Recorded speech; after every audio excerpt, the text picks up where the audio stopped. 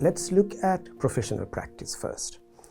Professional practice is likely to be greatly and significantly enhanced by the integration of generative AI, large language models, and the emerging technologies. The success of professionals who work within that environment, and when I say professionals, I mean our future graduates, their success is going to be determined largely by their ability to form effective partnerships with these emerging technologies. So that's the first point. That leads into the second point, which is how we educate and train these professionals. Our education process will need to integrate and incorporate these technologies in a meaningful way that allows these new graduates to enter this new world with the required skills. The third point that leads to is how the educational landscape will be shaped by this, and how these technologies will allow some educational providers, not all education providers, but it will allow some education providers to significantly scale up their capacity and play dominant roles in the global landscape. The strategy can be broken down into three components. We've got the user interface, which I've named as a personalized digital learning companion, and I'd like to go into some detail about that.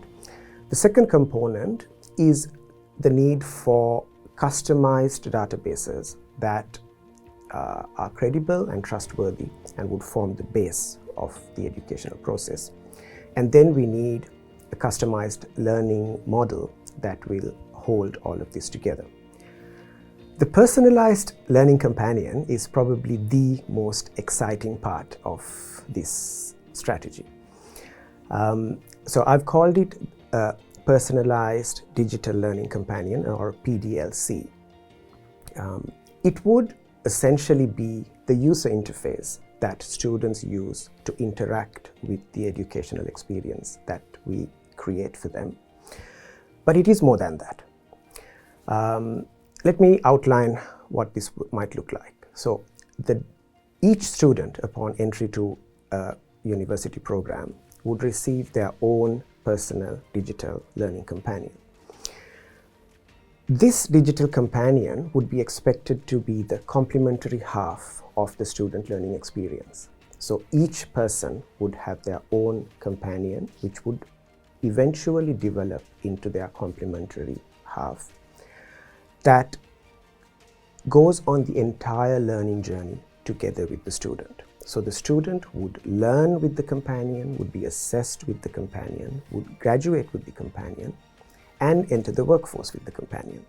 They would also continue throughout their professional life learning and developing further with that learning companion. So this is a companion, a digital companion or a digital assistant that goes with the student from their student life throughout into their professional life and stays with them forever. Because of that significant feature of being part of professional life, students would be motivated to make sure that the learning companion or the digital companion is developed to the best of their ability. So a big aim of the learning experience would be to develop this duo, this partnership, and students would have incentive to develop it to the best of their ability, and they would have incentives to customize it to suit their own strengths and limitations, and they would introduce personalizations to allow them to use it efficiently, effectively, and in the most meaningful way to themselves.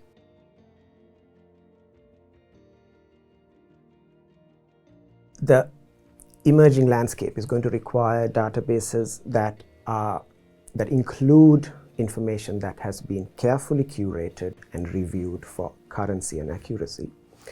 But it also, in addition, requires processors that would have reviewed that data through ethical principles that we are going to have to develop specifically to meet the needs of this emerging future. In addition, we're going to need to look at areas such as introducing safeguards to ensure data privacy. And all of these issues require consultation with all of the relevant stakeholders. Because we are now focusing on the duo, on the partnership, we move away from the concerns that some people have about AI replacing humans. We are no longer talking about AI replacing humans, and with this strategy, we shift the focus away from that aim to an aim of fostering more effective partnerships between the human and the digital component. And that allows us to harness all of the benefits of digital technologies, but it allows us to maintain the humanistic elements that are so valued in professional practice.